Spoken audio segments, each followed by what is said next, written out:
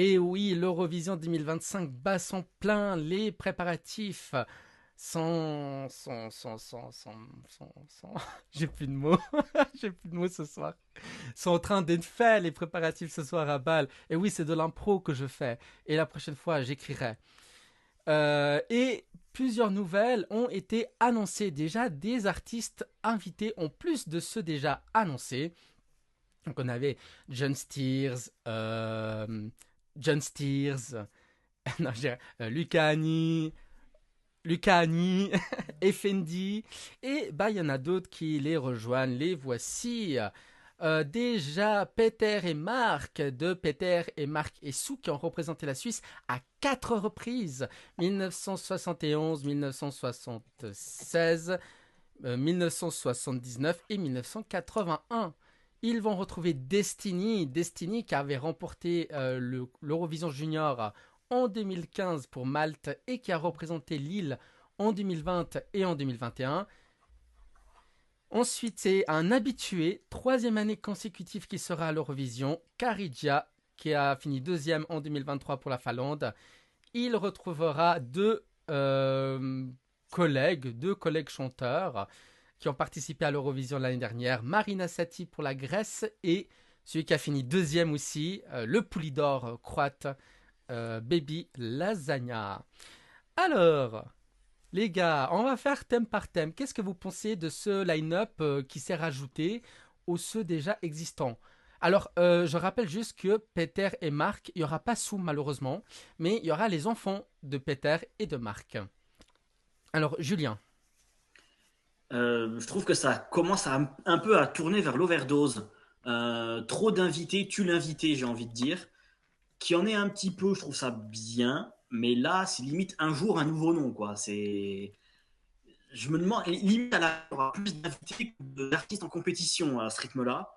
Euh, et puis, c'est que des artistes issus de l'Eurovision. On a l'impression que l'Eurovision se referme sur elle-même.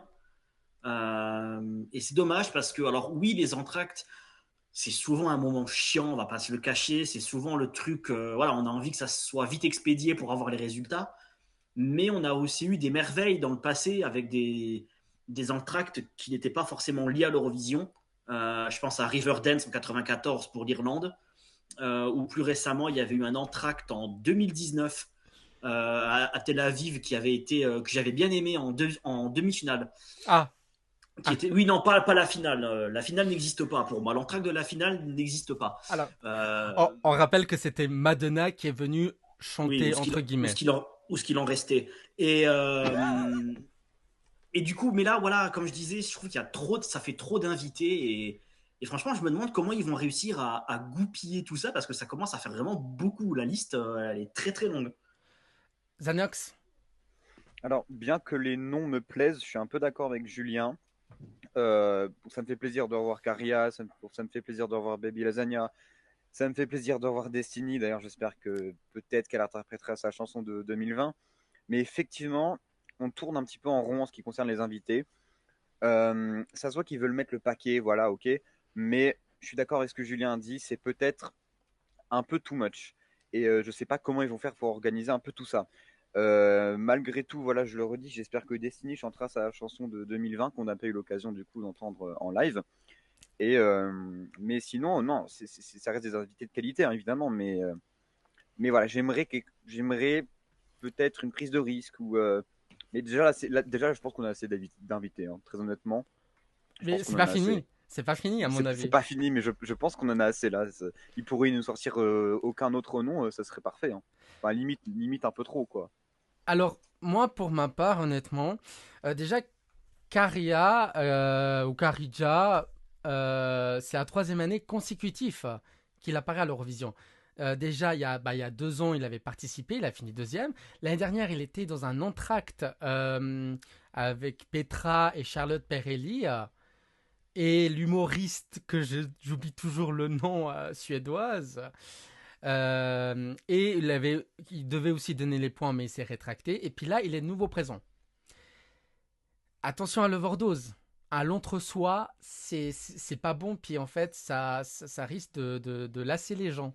Destiny, je suis contente parce que c'est une part de junior qui vient dans l'Eurovision, parce il faut quand même rappeler, elle a gagné l'Eurovision junior en 2015, avec une très très belle chanson.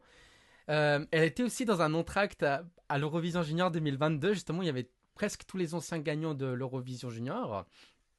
Et à mon avis, ce sera un peu pareil. Ils vont être dispatchés dans chacune des demi-finales et finales, et ce sera un bout de leur chanson. Je pense. Ce ne sera pas l'entièreté. Parce que sinon, on est là encore à vite aeternam. Hein. Je crois que c'est comme ça qu'on dit en latin.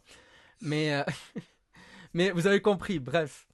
Mais c'est vrai que ça risque de faire un peu brouillon. Alors, Marina Sati, je sais elle était très proche de Nemo l'année dernière. Ils étaient très proches, les deux. Donc, est-ce que c'est pour ça qu'il est là? Baby Lasagna, on peut comprendre. Parce qu'il a quand même... Voilà, c'est frais, quoi.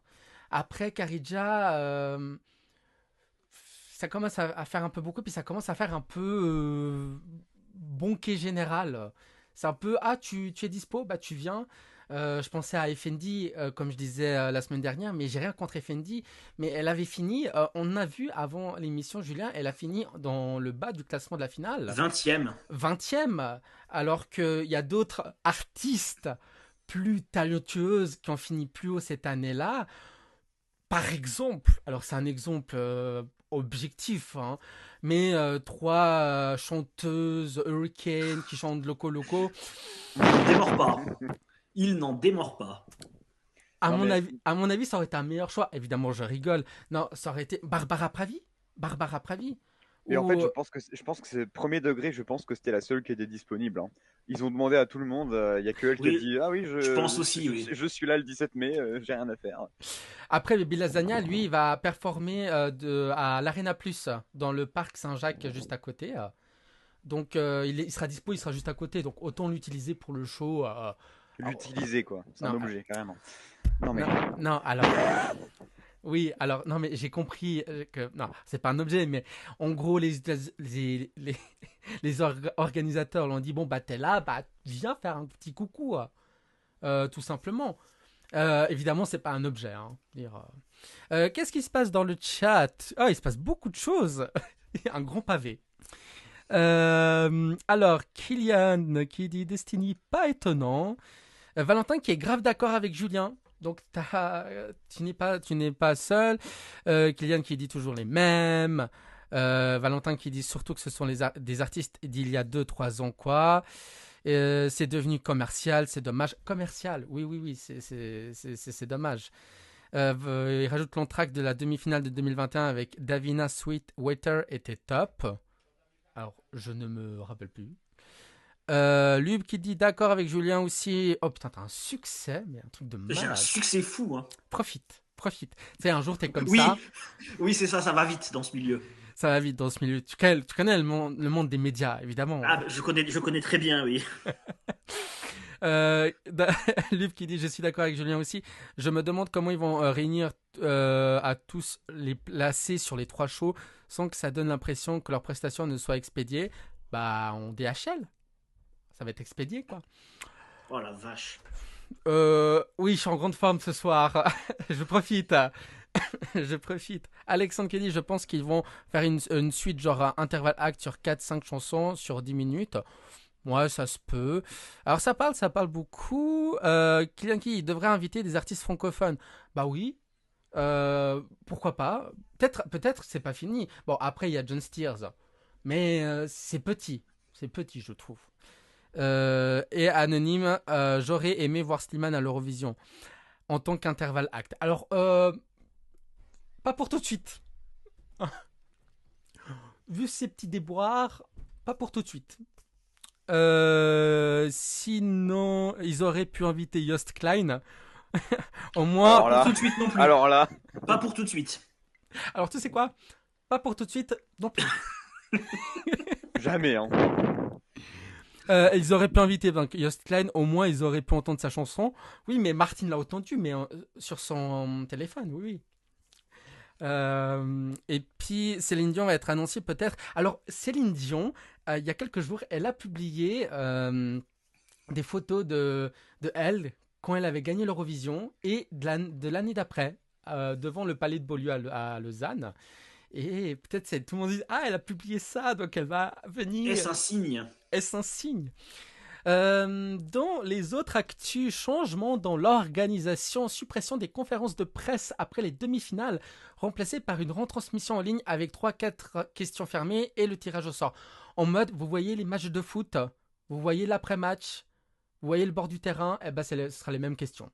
Le même temps aussi. Seule la conférence de presse du vainqueur est maintenue. Justification, protéger les artistes après les tensions de 2024, notamment liées à Israël. Parce qu'on se souvient tous de cette conférence de presse de la deuxième demi-finale, sous haute tension, quoi. Yoss Klein avait mis le drapeau sur lui pour pas être vu à côté de Eden Golan. Il y avait un journaliste qui avait posé une question à Eden Golan comme quoi est-ce que votre présence met en danger en gros tout le monde ici? Et puis le modérateur suédois qui était je le connais en plus mais j'ai oublié son prénom, mais il a dit à Hélène qu'elle n'était pas obligée de répondre à la question. Je vais rajouter répétition. Aucune vidéo des premières répétitions qui ont lieu actuellement ne sera publiée, uniquement 3 photos officielles. Alors aujourd'hui on a eu les premières photos de hier, donc c'est... Et concernant la ville de Bâle, la ville autorise les manifestations contre la participation d'Israël tout en garantissant la sécurité publique. L'association Escalate for Palestine prévoit une grande manifestation le 17 mai. Et controverse sur les drapeaux, le feuilleton continue. Donc l'UR interdit les drapeaux autres que les drapeaux des pays des participants eux-mêmes dans les espaces officiels. Et le diffuseur public néerlandais Avotros va faire appel de cette décision avec le soutien de plein d'associations. Zaneox, tout ce changement, qu'est-ce qui t'inspire? Mais alors moi, quand j'ai vu tout ça, je me suis dit, enfin, avant de voir tout ça, je me disais, tiens, c'est bizarre, pour l'instant, il n'y a pas vraiment de problème niveau Eurovision. Bon, bah, fallait que j'ouvre que j'ouvre ma gueule, voilà, je le dis. Euh, Niveau conférence de presse, je suis pas d'accord parce qu'au final, c'est les artistes de cette année qui payent et je trouve pas ça juste. Euh, Parce que pour moi, une conférence de presse, c'est comment dire, c'est une plateforme pour que les artistes s'expriment, pour qu'ils interagissent avec les Eurofans, avec les médias. Et leur suppression, je trouve que c'est comme un manque de transparence, un manque d'authenticité. Et je trouve que ça enlève quelque chose. Donc je suis un petit peu déçu. Et je vais parler aussi d'un truc. Au niveau des répétitions, je suis le seul qui trouve que les répétitions sont. Enfin, je trouve que c'est mieux justement de faire un petit peu attendre les Eurofans au lieu de tout balancer directement. Parce que moi, ce que j'aimais pas avec les répétitions dans les années précédentes, c'était que on pouvait déjà quasiment tout prévoir, tout savoir. Et moi, j'aime pas. Moi, je préfère garder la surprise. Je préfère rester. Enfin, je préfère m'éloigner entre guillemets des répétitions. Et ce qui est fait cette année, je trouve ça justement peut-être un peu plus, je sais pas, un peu plus logique. Et ça me permet moi en tout cas, c'est mon avis personnel, mais ça me permet à moi de garder la surprise pour le live et de pas trop, voilà, il révèle pas trop d'informations, donc je trouve que c'est une bonne chose. Après, évidemment, chacun a un avis différent, mais moi c'est comme ça que je le perçois, donc je suis pas contre. Je ne suis pas contre. Alors moi, je suis... tout ce que tu as dit, bah, c'est l'inverse. C'est l'inverse. Comme d'hab. Non, alors moi, franchement, je suis déçu de ces décisions-là. Alors moi, j'étais pas le plus grand fan des conférences de presse. Honnêtement, j'étais pas le plus grand fan. Mais je trouvais ça quand même important parce que c'est une compétition. Donc normalement, dans chaque compétition, il y a une conférence de presse. Et puis les médias peuvent poser les questions qu'ils veulent. Là, ce sera des questions déjà limite choisies.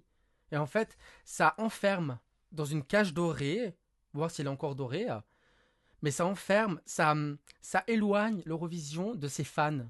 C'est un entre-soi. Et ça garde un certain mystère qui est dommage parce que l'Eurovision, c'est quelque chose d'ouvert. Oui, avec des règles, mais quelque chose d'ouvert. Et j'ai vu une vidéo aujourd'hui, je me baladais sur YouTube et sur la chaîne, sur le compte YouTube officiel de l'Eurovision, à l'époque, ils mettaient les répétitions de chaque pays. Par exemple, en 2012, je mettais 3 minutes, mais d'un plan fixe. là, j'ai vu la répétition de la Grèce en 2012. Et je me dis, ah ouais, ça a quand même changé. L'ère Østerdal a quand même beaucoup fait changer les choses. Au niveau des photos répétitions, alors moi en tant que média, ça m'arrange pas. Moi je suis quelqu'un d'impatient. Je trouve, voilà, bah, je vais répéter, ça éloigne les gens, ça met une certaine distance, une certaine. C'est un peu. C'est un peu. C'est comme si on nous regardait de haut. Voilà, un peu nous, les gens du bas peuple. Alors, je suis pas Che Guevara, mais vous avez compris. En termes des manifestations à Bâle, alors, il y aura l'armée à Bâle pour l'Eurovision. Il y aura une grande sécurité, donc ça, je m'y fais pas.